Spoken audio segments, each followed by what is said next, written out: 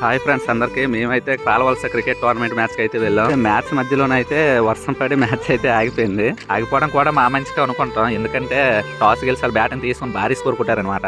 మనం తక్కువ తిన్నాం, మనం కూడా వేస్తాం. కానీ కాకపోతే ఏంటంటే మేఘాలు వేసి బాల్ కనబడలేదు, అంతా చీకటికి అయిపోయింది.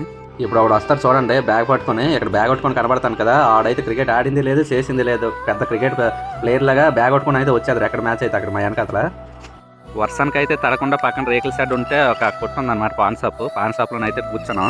ఇది క్రికెట్ అంటే ఎంత పిచ్ అంటే బ్యాటింగ్ ఆడడం రాదు, బౌలింగ్ వేయడం రాదు, కానీ మ్యాచ్ మాత్రం చూడడానికి వస్తారనమాట.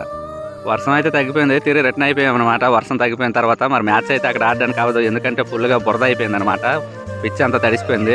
అయితే వెళ్తూ తోవలోని బోల్డ్ అని మాట్లాడుకుని వెళ్ళాం, ఊసులో మాట్లాడుకుని వెళ్ళాం. మంచి టైంపాస్ అయితే అయిపోయింది. మా ఫ్రెండ్స్ గారు మాత్రం వాళ్ళు ముగ్గురు అసలు క్రికెట్తో అసలు సంబంధమే ఉండదు వాళ్ళకి. ప్రతిరోజు మ్యాచ్కి వచ్చేస్తారు, ఆడింది లేదు, చేసింది లేదు.